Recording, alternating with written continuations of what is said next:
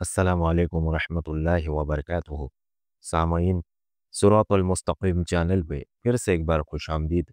उम्मीद है कि आप सब खैरियत से होंगे। आपसे गुजारिश है कि अगर आप इस चैनल पे नए हैं तो चैनल को सब्सक्राइब करें, ऑडियो को लाइक करें, ज़्यादा से ज़्यादा शेयर करें और बेल आइकॉन पे क्लिक करें ताकि आपको नए ऑडियो की नोटिफिकेशन मिलती रहे। अल्लाह आपको बेहतरीन बदला दे। शमशीर बेनियाम हज़रत खालिद बिन वलीद रज़ियल्लाहु अन्हु की दास्तान शुजाअत इनायतुल्लाह अल्तमश। बिस्मिल्लाहिर्रहमानिर्रहीम। ऐनुल तमर की फतह के बाद खालिद रज़ियल्लाहु अन्हु ने पहला काम ये किया कि अंबार और ऐनुल तमर का माल गनीमत इकट्ठा करके मुजाहिदीन में तकसीम किया और खिलाफत का हिस्सा अलग करके वलीद बिन अक़बा के सुपुर्द किया कि वो मदीना जाकर अमीरुल मोमिनीन को पेश करे। उन्होंने अमीरुल मोमिनीन के लिए एक पैगाम भी भेजा। वलीद बिन अक़बा ने मदीना पहुंचकर अमीरुल मोमिनीन हज़रत अबू बकर रज़ियल्लाहु अन्हु को अंबार और ऐनुल तमर की लड़ाई और फतह की तफसील सुनाई, माले गनीमत पेश किया, फिर खालिद रज़ियल्लाहु अन्हु का पैगाम दिया। पहले सुनाया जा चुका है कि अमीरुल मोमिनीन हज़रत अबू बकर रज़ियल्लाहु अन्हु ने खालिद रज़ियल्लाहु अन्हु के लिए हुक्म भेजा था कि वो अयाज बिन गनम के इंतज़ार में हीरा में रुके रहे। उस वक्त अयाज रज़ियल्लाहु अन्हु दोमतुल जंदल में लड़ रहे थे, लेकिन लड़ाई की सूरत हाल अयाज रज़ियल्लाहु अन्हु के लिए अच्छी नहीं थी। खालिद रज़ियल्लाहु अन्हु ने खिलाफत के हुक्म को नज़रअंदाज कर दिया और हीरा से कूच करके अंबार को मुहासरे में लिया, फतह पाई, फिर ऐनुल तमर का मुआरका लड़ा और कामयाबी हासिल की। खालिद रज़ियल्लाहु अन्हु ने अपने पैगाम में कहा था कि वो हीरा में बैठे रहते तो फारस वालों को अपनी शिकस्तों से संभलने का और जवाबी हमले की तैयारी का मौका मिल जाता। खालिद रज़ियल्लाहु अन्हु की कोशिश ये थी कि दुश्मन को कहीं भी कदम जमाने का और जवाबी वार करने का वक्त न मिल सके।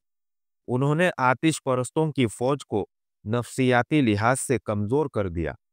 खालिद रज़ियल्लाहु अन्हु ने अमीरुल मोमिनीन की हुक्म अदूली तो की थी, लेकिन अमलन साबित कर दिया कि यह हुक्म अदूली कितनी ज़रूरी थी। अयाज बिन गनम अभी तक दोमतुल जंदल में फंसे हुए थे और उनकी कामयाबी की तवक्को बहुत कम थी। खालिद ने जो मुनासिब समझा वो किया। खलीफा हज़रत अबू बकर रज़ियल्लाहु अन्हु ने वलीद बिन अक़बा से कहा, उसने जो सोचा था वही हुआ। अयाज रज़ियल्लाहु अन्हु की तरफ से जो इत्तलाएं आ रही है वो उम्मीद अफजा नहीं।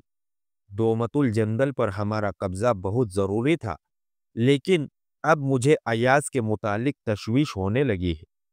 इब्ने अक़बा, तुम ऐनुल तमर वापस न जाओ, दोमतुल जंदल चले जाओ और वहां की सूरत हाल देखकर खालिद के पास जाओ और उसे कहो कि अयाज की मदद को पहुंचे। वलीद बिन अक़बा रवाना हो गए। अयाज बिन गनम खुद भी परेशान थे। उनके साथ जो सालार थे वो इन्हें कह रहे थे कि इस सूरत हाल से निकलने के लिए मदद की जरूरत है, वरना शिकस्त का खतरा साफ नजर आ रहा था। आखिर मोर्निक तिबरी और अबू यूसुफ की तहरीरों के मुताबिक अयाज बिन गनम रज़ियल्लाहु अन्हु ने खालिद रज़ियल्लाहु अन्हु को एक तहरीरी पैगाम भेजा, जिसमें उन्होंने अपनी मखदूश सूरत हाल और अपनी ज़रूरत लिखी। वलीद बिन अक़बा भी अयाज रज़ियल्लाहु अन्हु के पास पहुंच गए। इनका जल्दी पहुंचना आसान न था। मदीने से दोमतुल जंदल का फासला 300 मील से कुछ कम न था और ज्यादातर इलाका सहराई था। पहुंचना जल्दी था। वलीद जब अयाज के पास पहुंचे तो वो जैसे होश व हवास में नहीं थे। उन्होंने आराम की न सोची, अयाज रज़ियल्लाहु अन्हु की सूरत हाल देखी। मैंने खालिद को मदद के लिए कल ही पैगाम भेजा है। अयाज बिन गनम रज़ियल्लाहु अन्हु ने वलीद इब्ने अक़बा से कहा, मालूम नहीं वो खुद किस हाल में है, लेकिन मेरे लिए कोई चारा कार नहीं, तुम देख रहे हो। अल्हम्दुलिल्लाह, वलीद ने कहा। खालिद ने आतिश परस्तों की शहंशाही और उनकी जंगी ताकत को जड़ों से उखाड़ फेंका है। अमीरुल मोमिनीन ने مجھے تمہارے پاس بھیجا ہے کہ تمہاری ضرورت کا جائزہ لے کر انہیں بتاؤ، لیکن تمہیں فوری مدد کی ضرورت ہے۔ میں مدینے جانے کی بجائے عین التمر چلا جاتا ہوں، خالد تمہاری مدد کو آئے گا۔ یہ اس دور کی فرج سناسی اور جذبہ تھا جس میں خوشامد، دکھاوے اور کام چوری کا ذرا سا بھی عمل دخل نہ تھا۔ ولید بن عقبہ نے یہ نہ سوچا کہ وہ واپس مدینہ جائے اور خلیفہ کے حکم کے مطابق انہیں اپنی کارگزاری بڑھا چڑھا کر سنائے اور ساتھ یہ کہے کہ حضور، ایاز تو بڑا نالائق سالار ہے، اگر اس کی جگہ میں ہوتا تو یوں کرتا۔ مگر ولید نے دیکھا کہ صورتحال مخدوش ہے تو وہ اپنے حاکم خود بن گئے اور مدینہ کی بجائے عین التمر کو گھوڑا دوڑا دیا۔ ان کے سامنے پورے 300 میل کی صحرائی مسافت تھی۔ عراق اور شام کے صحرا اسی علاقے میں ملتے اور مسافروں کے لیے جان کا خطرہ بن جاتے تھے۔ ولید نے اپنے گھوڑے پر، اپنے آپ پر، اپنے 4 محافظوں پر اور ان کے گھوڑوں پر یہ ظلم کیا کہ کم سے کم آرام کے لیے کہیں رکے۔ وہ موسم گرمی کے عروج کا تھا، مہینہ اگست 633 عیسوی کا تھا۔ دومت الجندل بہت بڑا تجارتی شہر تھا۔ دور دراز ممالک کے تاجر یہاں آیا کرتے تھے۔ تجارت کے علاوہ یا تجارت کی بدولت اس شہر کو دولت اور زر و زواہرات کا مرکز سمجھا جاتا تھا۔ رسول اکرم صلی اللہ علیہ وسلم نے اس شہر اور اس سے ملنے والی شاہراہوں کی جغرافیہ پوزیشن دیکھ کر اس پر فوج کشی کی تھی۔ یہ مہم غزوہ تبوک کے نام سے مشہور ہوئی۔ اس وقت دومت الجندل کا حاکم اور قلعے دار عقیدر بن عبد الملک تھا۔ اس نے مسلمانوں کا مقابلہ بے جگری سے کیا تھا۔ خالد رضی اللہ عنہ بھی اس معرکے میں شریک تھے۔ انہوں نے عقیدر کو غیر معمولی شجاعت کا مظاہرہ کرتے ہوئے زندہ پکڑ لیا تھا اور اس کی سپاہ نے ہتھیار ڈال دیے تھے۔ عقیدر بن عبد الملک نے رسول اکرم صلی اللہ علیہ وسلم کی اطاعت قبول کر لی اور وفاداری کا حلف اٹھایا۔ اس نے اسلام بھی قبول کر لیا تھا۔ اس طرح یہ اتنا بڑا شہر مسلمانوں کے زیر نگہ آ گیا تھا۔ رسول اللہ صلی اللہ علیہ وسلم کی وفات کے ساتھ ہی ارتداد کا فتنہ طوفان کی طرح اٹھا تو عقیدر بھی مدینے سے منحرف ہو گیا اور اس نے اطاعت اور وفاداری کے معاہدے کو الگ پھینک دیا۔ اس نے دومت الجندل کو ایک ریاست بنا لیا جس کے باشندے عیسائی بھی تھے اور بت پرست بھی۔ عیسائیوں کا سب سے بڑا اور طاقتور قبیلہ قلب تھا۔ امیر المؤمنین حضرت ابو بکر رضی اللہ عنہ نے عقیدر بن عبد الملک کی سرکوبی کے لیے اور اسے اپنی اطاعت میں لانے کے لیے ایاز بن غنم رضی اللہ عنہ کو ایک لشکر دے کر بھیجا تھا۔ وہاں جا کر ایاز نے دیکھا کہ ان کا لشکر تو بہت تھوڑا ہے اور دشمن کئی گنا طاقتور ہے، لیکن مدینے سے تقریباً 300 میل دور آ کر واپس چل پڑنا تو مناسب نہ تھا۔ دومت الجندل کی دیوار اونچی اور مضبوط تھی، پورا شہر بڑا مضبوط قلعہ تھا۔ ایاز نے شہر کا محاصرہ کیا جو مکمل نہ تھا۔ ایک طرف راستہ کھلا تھا، عقیدر کی سپاہ کی کچھ نفری خالی طرف سے باہر آتی اور مسلمانوں پر حملہ کرتی۔ کچھ دیر لڑائی ہوتی اور یہ نفری بھاگ کر قلعے میں چلی جاتی۔ ان حملوں کے علاوہ قلعے کی دیواروں سے مسلمانوں پر تیروں کا مینہ برستا رہتا اور اس کے جواب میں مسلمان تیر انداز دیواروں پر تیر پھینکتے رہتے۔ انہوں نے قلعے کے دروازے پر بھی حلے بولے، لیکن قلعے کا دفاع کا توقع سے زیادہ مضبوط تھا۔ مسلمانوں کے خلاف جنگ کا پاسا اس طرح پلٹ گیا کہ قبیلہ قلب کے عیسائیوں نے عقب سے آ کر مسلمانوں کو گھیرے میں لے لیا۔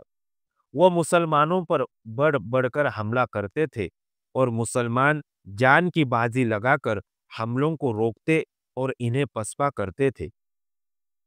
مسلمانوں کی اس بے خوفی کو دیکھ کر عیسائیوں نے حملے کم کر دیے، مگر مسلمانوں کو گھیرے میں رکھا۔ ताकि वो पसपा न हो सके और रसद वगैरह भी कम से कम परेशान होकर हथियार डाल दे। अयाज ने यह इंतजाम कर रखा था कि एक जगह रास्ता खोला रखा और उसकी हिफाजत के लिए आदमी मुकर्रर कर दिए थे। ये सूरत हाल मुसलमानों के लिए बड़ी ही खतरनाक थी। मुसलमान जिंदा रहने के लिए लड़ रहे थे। साफ नजर आ रहा था कि शिकस्त इन्हीं की होगी। दिन पे दिन गुजरते जा रहे थे। खालिद रज़ियल्लाहु अन्हु ऐनुल तमर को अपने इंतजाम में लाने के काम से फारिग हो चुके थे। उन्होंने आमाल मुकर्रर कर दिए थे। 2-4 दिनों में ही वो वहाँ के शहरियों को यकीन हो गया था कि मुसलमान न इन्हें जबरदस्ती मुसलमान बना रहे हैं, न उनके हुकूक पामाल कर रहे हैं, उनकी औरतों पर बुरी नजर रखते हैं और उनके घर और अमवाल भी महफूज है। इसलिए वो इस्लामी हुकूमत के वफादार बन गए थे। खालिद रज़ियल्लाहु अन्हु के पास अयाज बिन गनम रज़ियल्लाहु अन्हु का कासिद पहुंचा और उनका तहरीरी पैगाम दिया। अयाज जिस मुसीबत में फंस गए थे वो लिखी थी। तफसील कासिदों ने बयान की। दूसरे ही दिन वलीद बिन अकबा पहुंच गए। उन्होंने खालिद रज़ियल्लाहु अन्हु से कहा कि एक घड़ी जो गुजरती है वो अयाज और उसके मुजाहिदीन को शिकस्त और मौत के करीब धकेल जाती है। शिकस्त? खालिद रज़ियल्लाहु अन्हु ने पुरजोश लहजे में कहा, खुदा की कसम, इस्लाम की तारीख में शिकस्त का लफ्ज नहीं आना चाहिए। क्या उकैदर बिन अब्दुल मलिक मुझे भूल गया है? क्या वो हमारे रसूल सल्लल्लाहु अलैहि वसल्लम को भूल गया है, जिन्होंने उसे इताअत पर मजबूर कर दिया था? क्या वो हमारे अल्लाह को भूल गया है, जिसने हमें उस पर फतह अता की थी? तारीख शाहिद है कि बदले है तो इंसान बदले है, अल्लाह नहीं बदला। अल्लाह ने फुतूहात को शिकस्तों में उस वक्त बदला था जब मुसलमान बदल गए थे और खुदा के बंदों के खुदा बन गए थे। खालिद रज़ियल्लाहु अन्हु ने अयाज बिन गनम रज़ियल्लाहु अन्हु को पैगाम का तहरीरी जवाब दिया। उस दौर में अरबों की तहरीर का अंदाज शायराना हुआ करता था। मोरिखों ने लिखा है कि खालिद रज़ियल्लाहु अन्हु का जवाब मंजूम अंदाज का था। उन्होंने लिखा, मिन जानिब खालिद बिन वलीद बनाम अयाज बिन गनम, मैं तेरे पास बहुत तेज पहुंच रहा हूँ।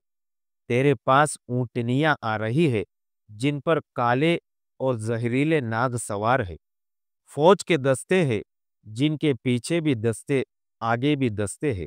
जरा सब्र करो, घोड़े हवा की रफ्तार से आ रहे हैं। इन पर तलवारें लहराते शेर सवार है। दस्तों के पीछे दस्ते आ रहे हैं। पैगाम का जवाब कासिद को देकर खालिद रज़ियल्लाहु अन्हु ने उसे कहा कि वो जितनी तेज आया था इससे ज्यादा तेज दोमतुल जंदल पहुंचे और अयाज को तसल्ली दे।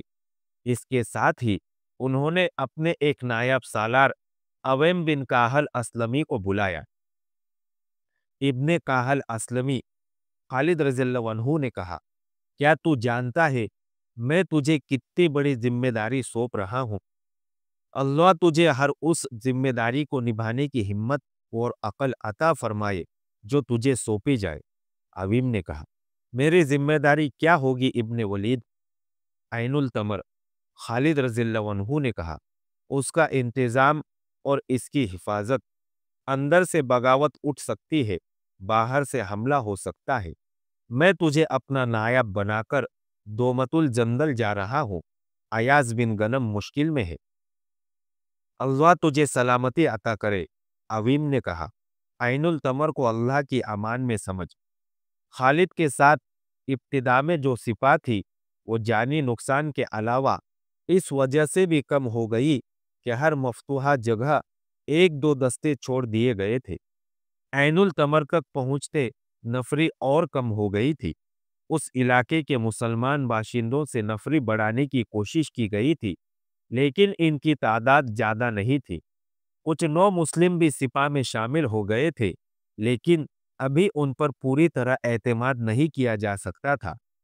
खालिद रज़ियल्लाहु अन्हु ने कुछ दस्ते ऐनुल तमर में छोड़े, 6,000 सवार अपने साथ लिए और दोमतुल जंदल को रवाना हो गए। फासला 300 मील था।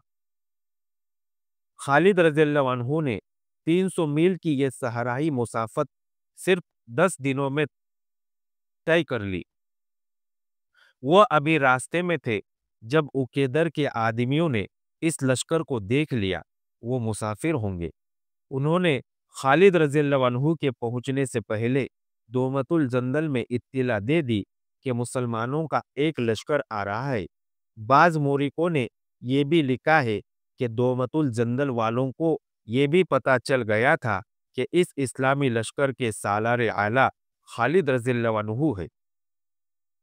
उस वक्त तक ईसाइयों के 3 बड़े कबीले बनु कल्ब, बनु बहरहा और बनु गुस्सान जंग में शरीक थे। उकेदर बिन अब्दुल मलिक को इत्तिला मिली तो उसने बड़ी उजलत से ईसाइयों और बुत परस्तों के छोटे छोटे कबीलों को भी जंग में शरीक होने के लिए बुलावा भेज दिया। खालिद रज़ियल्लाहु अन्हु के पहुंचने तक इन छोटे कबीलों ने अपने आदमी भेजने शुरू कर दिए थे। खालिद रज़ियल्लाहु अन्हु तूफान की मानिंद पहुंचे। मुजाहिदीन ने खालिद रज़ियल्लाहु अन्हु के कहने पर जोश व खरोश से नारे लगाने शुरू कर दिए। अयाज बिन गनम के लश्कर ने ये नारे सुने तो सारे लश्कर ने नारे लगाए। उनके हारे हुए हौसले तरोताज़ा हो गए। खालिद रज़ियल्लाहु अन्हु ने मैदान जंग का जायजा लिया। फिर किले के इर्द गिर्द घोड़ा दौड़ाकर किले की दीवारों का जायजा लिया और किले की दीवारों पर खड़े दुश्मन को देखा। दुश्मन की फौज के 2 हिस्से थे। एक का सालार आला उकेदर और दूसरे का जोदी बिन रबिया था जो किले के बाहर था। किले के बाहर उन छोटे छोटे कबीलों के आदमी भी जमा हो गए थे जो उकेदर के बुलावे पर अभी अभी आए थे। इनके लिए किले का कोई दरवाजा न खुला क्योंकि खालिद रज़ियल्लाहु अन्हु की आमद किले के लिए बड़ी खतरनाक थी। खालिद एक दहशत का दूसरा नाम था। खालिद रज़ियल्लाहु अन्हु दुश्मन पर जो नफ्सियाती वार करते थे उसका असर मुस्तकिल होता था। ऐसा ही एक जख्म उकेदर बिन अब्दुल मलिक पहले ही खालिद रज़ियल्लाहु अन्हु के हाथों खा चुका था। खालिद रज़ियल्लाहु अन्हु तो सोच रहे थे कि वो किले में किस तरह दाखिल हो सकते हैं, लेकिन उनकी दहशत किले के अंदर पहुंच चुकी थी। उकेदर ने ईसाई सरदारों को बुला रखा था और इन्हें कह रहा था कि वो खालिद रज़ियल्लाहु अन्हु से टक्कर न ले और सुलह कर ले। ईसाई सरदार उसका मशवरा नहीं मान रहे थे। मेरे दोस्तों, तकरीबन तमाम मोरिकों ने उसके ये अल्फाज लिखे हैं। खालिद से जितना मैं वाकिफ हूं इतना तुम नहीं हो। मैं नहीं बता सकता उसमें कैसी ताकत है। मैं इतना जानता हूं कि किस्मत हर मैदान में उसके साथ होती है। मैदान जंग का और किलों की तस्कीर का जो कमाल उसमें है वो किसी और में नहीं। तुम सोच रहे हो और वो तुम्हारे सर पर खड़ा होगा। खालिद रज़ियल्लाहु अन्हु के मुकाबले में जो कौम आती है, ख्वाह ताकतवर ख्वाह कमजोर, वो खालिद के हाथों पिट जाती है। मेरा मशवरा तस्लीम करो और खालिद से सुलह कर लो। ईसाइयों ने खालिद से शिकस्तें खाई थी, वो इंतकाम लेना चाहते थे। तुम उससे लड़ोगे तो हार जाओगे, उकेदर ने कहा। फिर वो तुम पर रहम नहीं करेगा। अगर लड़े बगैर सुलह कर लोगे तो वो तुम्हारी जान, तुम्हारी औरतों और तुम्हारे अमवाल की हिफाजत करेगा, मगर तुम उसका मुकाबला कर ही नहीं सकते क्योंकि तुम उसकी चालें नहीं समझते। हम लड़े बगैर शिकस्त तस्लीम करेंगे, ईसाई सरदारों ने फैसला दे दिया। फिर तुम मेरे बगैर लड़ोगे, उकेदर ने कहा। मैं इतना बड़ा शहर तबाह नहीं करूंगा। ईसाई सरदार लड़ने के इरादे से चले गए। इन्हें उकेदर के इरादों का इसके सिवा कुछ इल्म न था कि वो नहीं लड़ना चाहता। रात का पहला पहर था। खालिद रज़ियल्लाहु अन्हु का सालार आसिम बिन अम्र किले के उस तरफ गश्त पर फिर रहा था जिधर इलाका खाली था।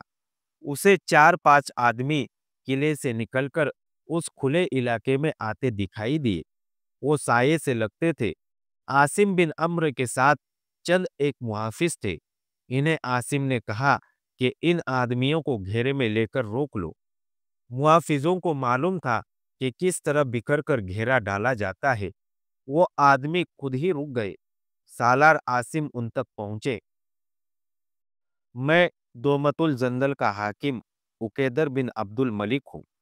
इनमें से एक ने कहा, अपने और अपने आदमियों के हथियार मेरे आदमियों के हवाले कर दो। आसिम ने कहा, मुझे खालिद के पास ले चलो। उकेदर ने अपनी एक तलवार मुहाफिज के हवाले करते हुए कहा, मैं नहीं लड़ूंगा, खालिद के साथ सुलह की बात करूंगा। मैं तुम्हें माफ नहीं कर सकता इब्ने अब्दुल मलिक। खालिद रज़ियल्लाहु अन्हु ने अपने खेमे में उसकी बात सुनकर कहा, तू मेरा मुजरिम नहीं, मेरे रसूल सल्लल्लाहु अलैहि वसल्लम का मुजरिम है। तूने अल्लाह के रसूल सल्लल्लाहु अलैहि वसल्लम से बदअहदी की थी। तूने इस्लाम कबूल किया, फिर इर्तिदाद के सरदारों से जा मिला। उकेदर ने अपनी सफाई में बहुत कुछ कहा, बहुत कुछ उज्र पेश किया। ईसाई कबीलों से ला ताल्लुक हो जाने का अहद किया। अगर ये लड़ाई मेरी और तेरी होती, ये दुश्मनी मेरी और तेरी होती, तो तुझे बख्श देने से कोई न रोक सकता। खालिद रज़ियल्लाहु अन्हु ने कहा, मगर तू मेरे रसूल सल्लल्लाहु अलैहि वसल्लम का, मेरे मजहब का दुश्मन था। खुदा की कसम, मैं तुझे बख्श नहीं सकता, तुझे जिंदा रहने का हक नहीं दे सकता। खालिद रज़ियल्लाहु अन्हु ने हुक्म दिया, ले जाओ इसे, कल का सूरज इसे जिंदा न देखे। रात को ही उकेदर बिन अब्दुल मलिक का सर कलम कर दिया गया। सुबह तुलू होते ही खालिद रज़ियल्लाहु अन्हु ने अयाज बिन दनम को बुलाया और उसे बताया कि अब वो अपनी सिपा का खुद मुख्तार सालार नहीं। इस हुक्म के साथ खालिद रज़ियल्लाहु अन्हु ने अयाज की सिपा कमान अपनी अपनी कमान में ले ली। अब लड़ाई किले के बाहर होगी। खालिद रज़ियल्लाहु अन्हु ने अपने सालारों से कहा, इतने मजबूत किले पर वक्त और ताकत खर्च करना महज बेकार होगा। पहले इस दुश्मन को खत्म करना है जो किले के बाहर है। खालिद रज़ियल्लाहु अन्हु ने तमाम सिपाह को तरतीब में किया। अयात की सिपाह में जो मुजाहिदीन, नौजवान और जवान थे, इन्हें अलग करके उस तरफ भेज दिया जिधर एक रास्ता अरब की सिमत जाता था। खालिद रज़ियल्लाहु अन्हु ने इन जवानों से कहा कि दुश्मन इधर से भागने की कोशिश करेगा, उसे जिंदा न निकलने दिया जाए। खालिद रज़ियल्लाहु अन्हु ने कुछ दस्ते अपनी कमान में लेकर एक ईसाई सरदार जोदी बिन रबिया के मुकाबिल रखे और अयाज को कुछ दस्ते देकर दुश्मन के दो सरदारों इब्ने हदरजान और लाहिम के दस्तों के सामने खड़ा कर दिया। अपने दोनों सालारों आसिम बिन अम्र और आयदी बिन हातिम को हस्ब मामूल पहलुओं पर रखा। ईसाई और बुत परस्त सालार किले के अंदर से भी फौज की खासी नफरी बाहर ले आए। इस तरह उनकी तादाद मुसलमानों की निस्बत कई गुना ज्यादा हो गई। खालिद रज़ियल्लाहु अन्हु ने ऐसी चाल चली जिससे दुश्मन परेशान हो गया। चाल ये चली कि जरा सी भी हरकत न की। दुश्मन इस इंतजार में था कि मुसलमान हमले में पहल करेंगे, लेकिन मुसलमान तो जैसे बुत बन गए थे। ईसाई सरदार लड़ाई के लिए बेताब हो रहे थे। जब बहुत सा वक्त गुजर गया और मुसलमानों ने दुश्मन की ललकार का भी कोई जवाब न दिया, तो दुश्मन ने अयाज के दस्तों पर हल्ला बोल दिया। इसके साथ ही जोधी ने खालिद रज़ियल्लाहु अन्हु के दस्तों पर हमला कर दिया। खालिद रज़ियल्लाहु अन्हु ने अपने सालारों को जो हिदायत दे रखी थी, उनके मुताबिक मुजाहिदीन के दस्तों ने दुश्मन को अपनी तरफ आता देखकर कोई भी हरकत न की। दुश्मन और ज्यादा जोश में आ गया। जब दुश्मन की सिपाही मुसलमानों की सफों में आए, तो मुसलमानों ने इन्हें रास्ता दे दिया। यह ऐसे ही था जैसे घुसा किसी को मारा और वो आगे से हट जाए। फौरन ही ईसाइयों और बुत परस्तों को एहसास हो गया कि वो तो मुसलमानों के फंदे में आ गए हैं। खालिद रज़ियल्लाहु अन्हु ने अपने मुहाफिजों के साथ ईसाइयों और बुत परस्तों के सबसे बड़े सालार जोदी बिन रबिया को घेरे में ले लिया। اس کے خاندان کے چند ایک جوان اس کے ساتھ تھے، وہ تو کٹ گئے اور جودھی کو زندہ پکڑ لیا گیا۔ خالد رضی اللہ عنہ نے اپنے لشکر کو ایسی ترتیب میں رکھا تھا جو دشمن کے لیے فندہ تھا۔ دشمن کی سپاہی جدھر کو بھاگتے تھے ادھر مسلمانوں کی تلواریں اور برچیاں ان کا راستہ روکتی تھی۔ آخر قلعے کی طرف بھاگتے مگر دروازہ بند تھا۔ مسلمان اوپر آ گئے اور دیکھتے ہی دیکھتے دروازے کے سامنے عیسائیوں اور بت پرستوں کی لاشوں کا انبار لگ گیا۔ ایک دروازہ اور بھی تھا۔ اپنے آدمیوں کو پناہ میں لینے کے لیے قلعے والوں نے دروازہ کھول دیا۔ عیسائی اور بت پرست بھاگ کر دروازے میں داخل ہونے لگے، لیکن مسلمان تو جیسے ان کے ساتھ چپکے ہوئے تھے۔ اس طرح صورت یہ پیدا ہو گئی کہ دشمن کا ایک آدمی اندر جاتا تو دو مسلمان اس کے ساتھ اندر چلے جاتے۔ عیسائیوں اور بت پرستوں کا شیراجہ بکھر چکا تھا۔ مسلمان قلعے میں داخل ہو گئے تھے۔ اب جو کچھ ہو رہا تھا وہ لڑائی نہیں تھی، وہ عیسائیوں اور بت پرستوں کا قتل عام تھا۔ خالد رضی اللہ عنہ چاہتے تھے کہ قتل عام کا یہ سلسلہ جاری رہے۔ یہ اگست 633 عیسوی کے آخری جمادی الاخر 12 ہجری کے وسط کے دن تھے۔ خالد رضی اللہ عنہ نے جودھی بن ربیعہ اور اس کے تمام ساتھی سالاروں اور سرداروں کو سزائے موت دے دی۔ دومت الجندل مسلمانوں کے زیر نگہ آ گیا۔ آج کے لیے اتنا ہی کافی ہے۔